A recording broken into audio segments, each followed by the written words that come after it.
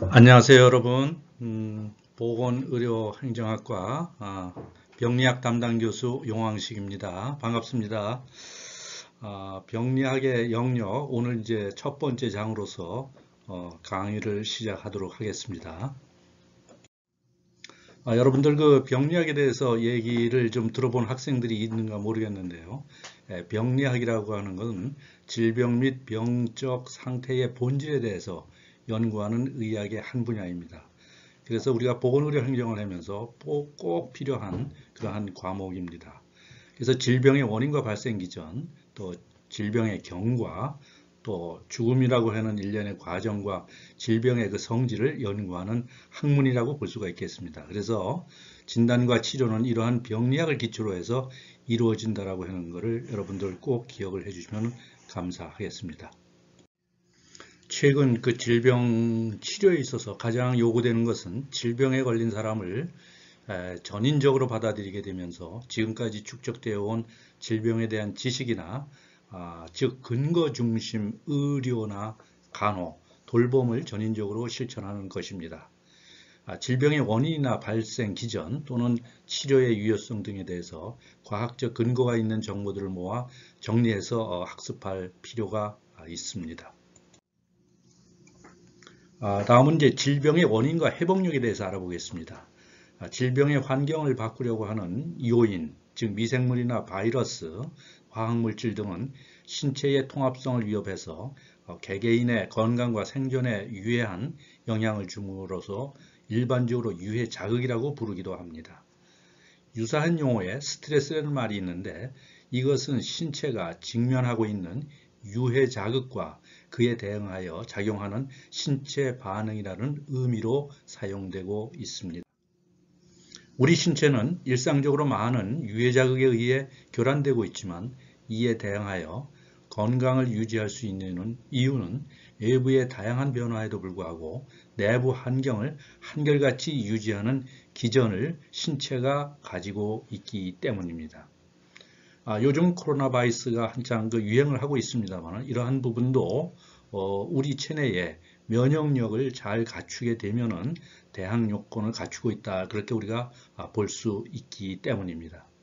건강은 미묘하게 조절되어 동적 평형 상태에 있는 내적 환경의 정상적에 의해서 유지되고 있으며 이러한 신체의 기능을 항생성 또는 이제 호메오스타시스라고 부르기도 합니다.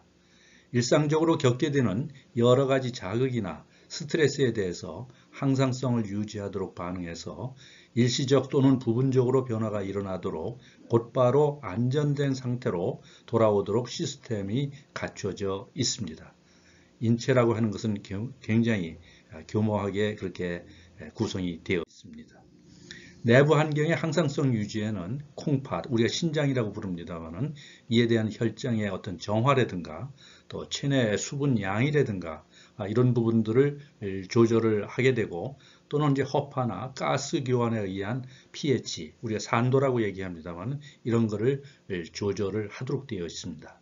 조절할 수 없을 정도로 신체가 교란되어 항상성이 무너지게 되면은 정상적인 기능을 유지할 수 없게 되어서 각종 장애에 의한 증상이 발생하고 이것이 이제 질병으로 나타나게 됩니다.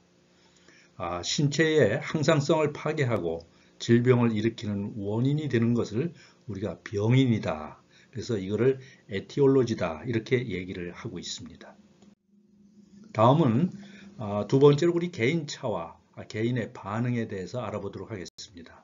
모든 질병은 똑같은 병원균이 작동을 한다라고 할지라도 개인차가 있게 마련이게 됩니다. 특히 이제 생활습관병, 우리가 성인병이라고도 얘기를 합니다만은 질병의 원인이 감염병에서 개인차로 많이 변화하고 있습니다. 생활습관병에 우리가 개념을 보게 된다고 하게 된다면은 여러 가지 우리가 질병의 발병이나 예후에 관여하는 요인으로 유전적인 요인이라든가 또는 병원체라든가 유해물질 등에 의한 외적 요인 또는 이제 식습관이라든가 운동, 흡연, 음주 이런 생활 요인에 의해 가지고 크게 이제 세 가지를 가장 중시하고 있습니다. 그래서 무엇보다 더 중요한 생활 습관을 개선하면은 질병의 발병이나 진행을 예방할 수 있는 질환으로 정의되고 있습니다. 그래서 우리가 이제 병리학을 보게 되면은 크게 이제 인체 병리학과 실험 병리학으로 이제 구분을 하게 되어 있고, 우리가 인체, 사람의 이제 여러 가지 병리학을 봤을 때는 이 부분을 크게 또 진단 병리학과 병리 해부학으로 나누고 있고, 진단 병리학 부분들은 조직 진단과 세포 진단으로 나누고 있습니다.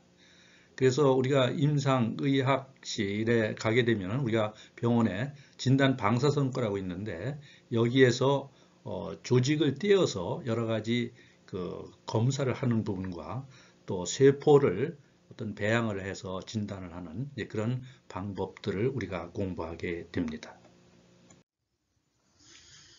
네, 그 병리 해부와 우리 병리 진단과 세포 진단에 대해서 알아봤습니다만, 우리 병리 해부라고 하는 부분들은 우리가 임상에서 진단을 하게 되는데 그 적합성 여부라든가 또 질병의 어떤 진행 정도 또는 치료의 적합성 여부, 치료에 따른 병변의 어떤 변화의 여부, 또는 어떻게 돼서 사망이 됐는지 사망에 대한 원인, 이러한 부분에 대한 정확한 판단이 가능해집니다. 병리 진단이라고 하는 부분들은 우리가 질병의 진단 그 자체로서 생검, 우리가 이제 생체 검사를 생검이라고 합니다만, 생검 또는 이제 바늘 생검, 가느다란 바늘을 통해 가지고 직접적으로 조직을 떼어내서 우리가 검사하는 부분들입니다. 그래서 그런 것을 통해서 정밀한 진단이 이루어지는 부분들을 우리가 병리 진단이다, 그렇게 얘기를 하고 있습니다. 또 이제 세포 진단이라고 하는 부분들이 있는데, 장기의 속 공간 또는 장기의 표면으로부터 그 박리한, 떨어져 나온 그 세포를 채취를 해서 현미경으로 세포를 진단해서 특히 이제 악성 세포, 우리가 여러분들 암하게 되면은 그 악성 암종, 악성 신생물 그런 얘기를 들어봤을 겁니다. 그래서 이제 악성 세포가 있는지 없는지를 조사하는 부분들을 우리가 세포 진단이라고 그렇게 우리가 명명하고 있습니다. 그래서 이번에 우리 첫 시간에는 우리 병리학의 전반적인 개요에 대해서 여러분들한테 설명을 드렸습니다만은, 또 이제 원격 그 수업의 일환으로 여러분들이 어떻게 들으셨는지 모르겠습니다. 그래서 이제 앞으로 우리가 지금 이제 비대면으로 여러 가지 교육하는 동안은 이러한 방법을 통해서 여러분들한테 슬라이드를 제공을 하고, 또 그하고 관련돼서 이제 출석이나 이런 부분들은 우리 학교 학사 시스템에 들어와서 반드시 이 출석을 5분 내에 해 주셔야 되고, 또 이 수업이 종료가 되기 전에 카페에다가 올린 그런 과제물들을 항상 업로드를 해줘야 그걸 이제 인정을 받을 수가 있습니다.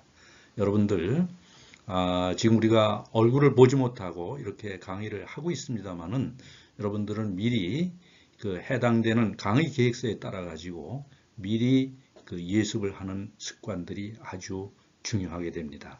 여러분들 우리가 하루빨리 여러분들 얼굴을 보면서 수업하는 날을 고대를 하고 여러분들 오늘 수업을 이거로 마치도록 하겠습니다. 수고 많으셨습니다.